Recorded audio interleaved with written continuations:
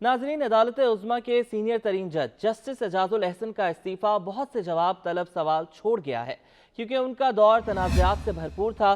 ان تنازعات میں Panama papers case کی احتساب عدالت کی نگرانی سے لے کر تقریباً ہر سیاسی جماعت کے مقدمات سننا، گرینڈ حیات ٹاور کیس کی سماعت پر اعتراضات اور جسٹس مظاہر علی اکبر نقوی کو سپریم جوڈیشل کونسل سے بچانے کی کوششوں جیسے معاملات شامل ہیں۔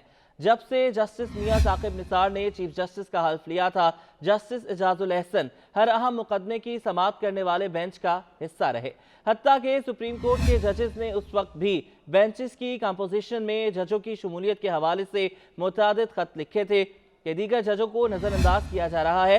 بہت سی سیاسی جماعتیں بشمول پیپلز پارٹی، نون لیگ، جمعیت علماء اسلام فے نے کھلے عام جسٹس اعجاز الاحسن اور جسٹس مظاہر علی اکبر نقوی کی شمولیت پر اعتراضات کیے تھے۔ نواز لیگ نے بالخصوص ان دو ججز پر اعتراضات کیے تھے اور پارٹی قیادت کے خلاف ان کے تعصب کو نمایاں کیا تھا۔ پارٹی کے رہنماؤں نے سینئر ججوں کی غیر جانبداری کے حوالے سے سوالات اٹھائے تھے اور 1 درجن سے زائد ایسے حوالے دیے تھے جن میں جسٹس اعجاز الاحسن نے نواز شریف اور شہباز شریف کے خلاف فیصلے دیے تھے۔ فروری 2023 میں اس وقت کے وزیر داخلہ رانا ثناء اللہ نے ایک پریس کانفرنس میں جسٹس اعجاز الاحسن اور جسٹس مظاہر علی اکبر نقوی پر الزامات عائد کیے تھے کہ وہ نواز لیگ کے خلاف تعصب رکھتے ہیں، اور انہوں نے مطالبہ کیا تھا کہ نواز لیگ کی قیادت کے حوالے سے مقدمات سے انہیں دور رکھا جائے۔ تاہم ان تحفظات کے باوجود انہوں نے اپنے آپ کو کبھی ان بینچز سے الگ نہیں رکھا۔ انہوں نے پنجاب خیبر پختونخوا میں سو موٹو لیے تھے۔ اس وقت کے وزیر داخلہ رانا ثناء اللہ نے اپنے ایک بیان میں کہا تھا کہ جسٹس اعجاز الاحسن نگران جج کے طور پر پارٹی قائد نواز شریف کے خلاف کیس کی نگرانی کرتے رہے اور ان سے انصاف کی توقع نہیں ہے۔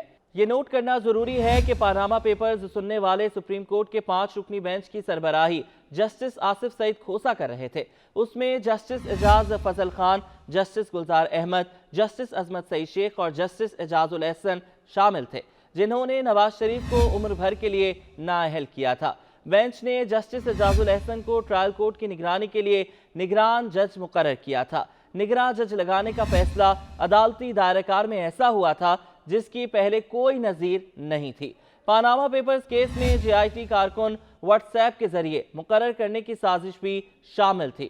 چند منتخب عہدیداروں کو سپریم کورٹ کے پاناما بینچ کی ہدایت پر مختلف محکموں سے چنا گیا تھا۔ جسٹس اعجاز الاحسن نے تقریباً ہر مقدمے میں نواز شریف اور شہباز شریف کے خلاف فیصلہ دیا تھا، اور ان میں پاناما پیپرز کے علاوہ پارٹی قیادت کا کیس، پاک پتن زمین الاٹمنٹ کیس اور رمضان شوگر ملز کیس وغیرہ شامل ہیں۔ اسی طرح گرینڈ حیات ٹاور کیس میں جسٹس اعجاز الاحسن کی شمولیت پر وکلاء نے سوال اٹھایا تھا۔ ان وکلاء کے مطابق جسٹس اعجاز الاحسن گرینڈ حیات ٹاور بنانے والی کمپنی کے لیگل ایڈوائزر تھے۔ مفادات کے اس واضح ٹکراؤ کے باوجود انہوں نے اپنے آپ کو اس بینچ سے نہیں نکالا اور بالآخر اپنے کلائنٹ کمپنی کے حق میں فیصلہ دیا۔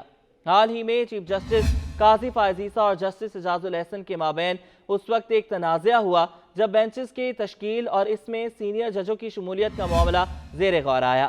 جسٹس اعجاز الاحسن نے چیف جسٹس کو ایک خط لکھا جس میں انہوں نے بینچز کی تشکیل سے متعلق اپنے تحفظات کا اظہار کیا۔ چیف جسٹس قاضی فائز عیسیٰ نے ان کے خدشات پر رد عمل ظاہر کرتے ہوئے کہا کہ جسٹس اعجاز الاحسن کے الزامات حقائق اور ریکارڈ کے خلاف ہیں۔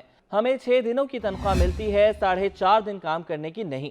یہ چیف جسٹس نے اس وقت لکھا جب انہیں اطلاع ملی کہ جمعے کی سپہر کو جسٹس اعجاز الاحسن لاہور روانہ ہو گئے تھے۔ مزید برآں ایک اور تنازعہ اس وقت ابھر کر سامنے آیا جب جسٹس اعجاز الاحسن کو سپریم جوڈیشل کونسل کے رکن کی حیثیت سے جسٹس مظاہر علی اکبر نقوی کو شو کاز نوٹس کرنے کی مخالفت کی اور اسے ایک عاجلانہ، غیر ضروری اور طے شدہ قانونی معیارات کے خلاف قرار دیا۔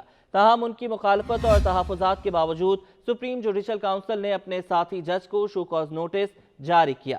مختصر بات یہ ہے کہ justice Ijaz ul Ahsan supreme court کے جج کی حیثیت سے اپنے عرصے میں تنازعات کا شکار رہے۔ جسٹس ثاقب نثار سے لے کر جسٹس عمر عطا بندیال کے عرصے تک جسٹس اعجاز الاحسن ہر اہم کیس کا حصہ ہوتے تھے۔